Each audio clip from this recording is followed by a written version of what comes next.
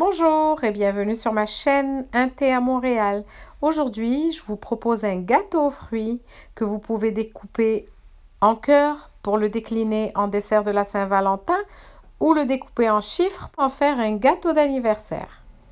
Pour faire la pâte sablée qui va nous servir de base au gâteau, on aura besoin d'une tasse ou 225 g de beurre, température ambiante, une demi-tasse de sucre glace, 60 g, un œuf, 2 tasses et quart de farine ou 280 g, une demi-cuillère à café de sel et 100 g d'amandes ou une demi-tasse. On va commencer à travailler le beurre pour lui donner une consistance de pommade, même si ce terme n'est pas très appétissant.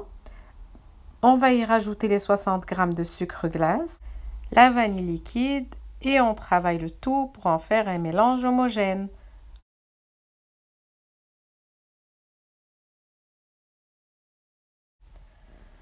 On rajoute également l'œuf, on mélange, on rajoute la farine, le sel et la poudre d'amande. On mélange le tout et on peut finir la préparation de la pâte à la main.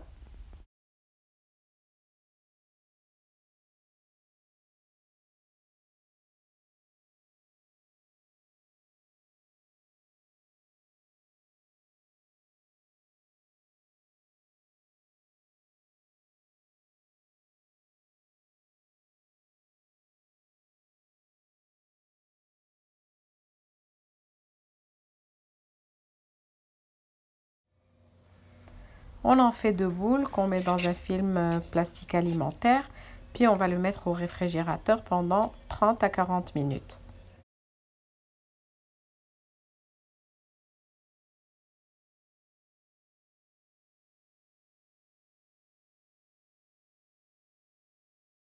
Ensuite, on prend notre premier pâton, on l'étale avec le rouleau de cette façon. Il faut faire attention parce qu'il est un peu plus dur, mais dès qu'on commence à l'étaler, la pâte est très fragile, elle commence à s'effriter. D'ailleurs, je vais mettre un papier parchemin en dessous pour que ce soit plus facile lorsque j'aurai envie de le mettre sur la plaque. Ensuite, je vais prendre un emporte-pièce. Moi, j'en ai un spécifique de la taille que je voulais donner au gâteau. Mais vous pouvez prendre un bol en fait pour faire cette découpe. Donc, vous faites un premier disque, puis vous en faites un autre plus petit à l'intérieur. Puis ça va donner en fait un vrai disque avec un trou à l'intérieur. Voilà, de cette façon. Après, vous enlevez les rebords délicatement, puis vous placez votre premier disque dans une plaque à pâtisserie garnie d'un papier parchemin.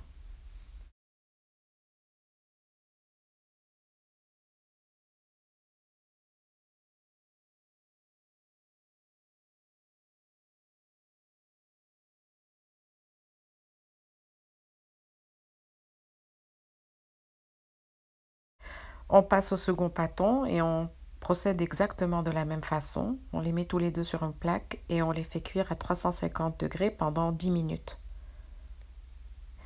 Les voilà sortis du four, ils sont bien dorés, on va les mettre de côté et on va passer à la préparation de la crème qui va nous servir de garniture. Donc j'aurai besoin de 250 g de mascarpone, 300 ml de crème, de l'extrait de vanille et 80 g de sucre. Vous trouverez les ingrédients en barre d'infos. Je commence à travailler la mascarpone au batteur électrique jusqu'à ce qu'elle soit bien aérée. Je vais y rajouter le sucre et la vanille.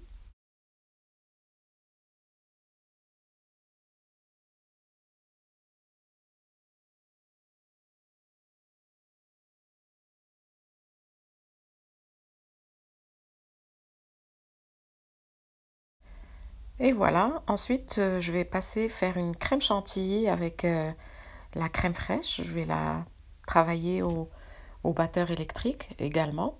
Puis aussitôt qu'elle est ferme, je vais commencer à l'incorporer à ma première préparation très délicatement.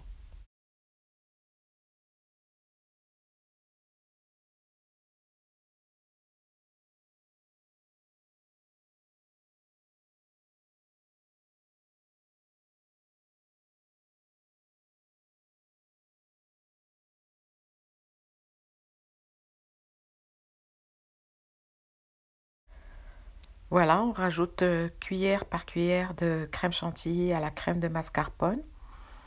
On mélange bien et on s'assure que le mélange est et bien homogène. Ensuite, on va mettre tout ça dans une poche à douille et on va commencer la décoration du gâteau.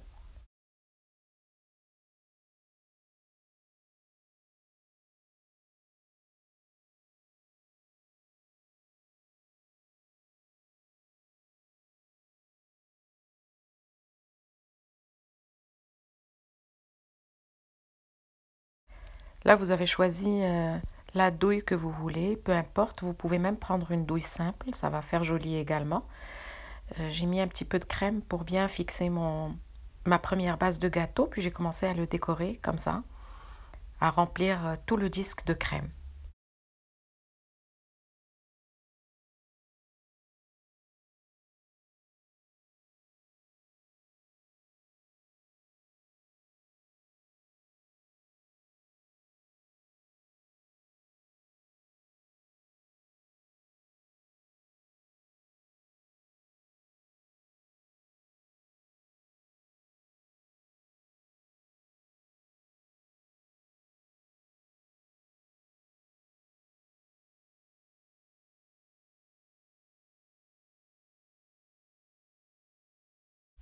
Ensuite, je viens déposer le second disque sur la crème et je le décore exactement de la même façon que la première.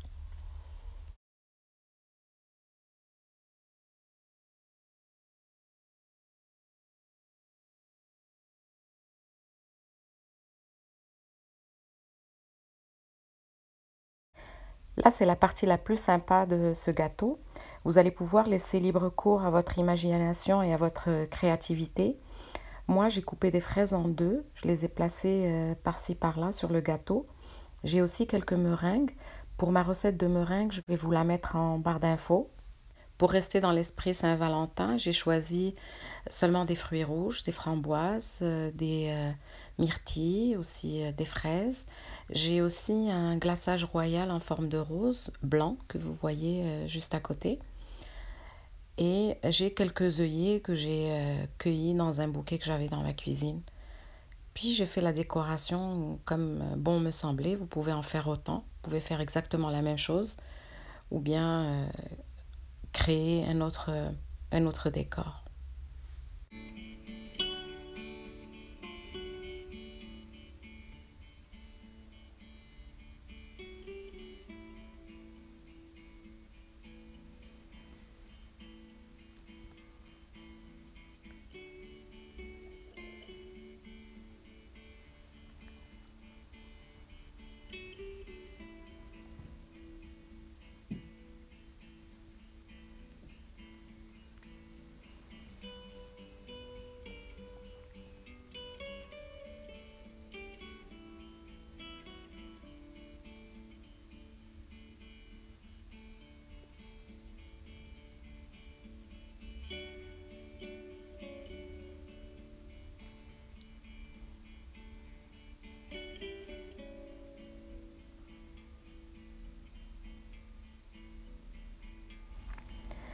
Voilà un beau gâteau, rafraîchissant, frais. Vous pouvez le mettre au réfrigérateur un petit peu avant de le déguster. Je le trouve magnifique. Ma recette se termine ici. Si ce n'est pas déjà fait, abonnez-vous pour m'encourager. Mettez-moi des commentaires, des likes et pourquoi pas activer la cloche pour ne rien rater de mes recettes. Je vous souhaite un très bon appétit. Merci et à la prochaine.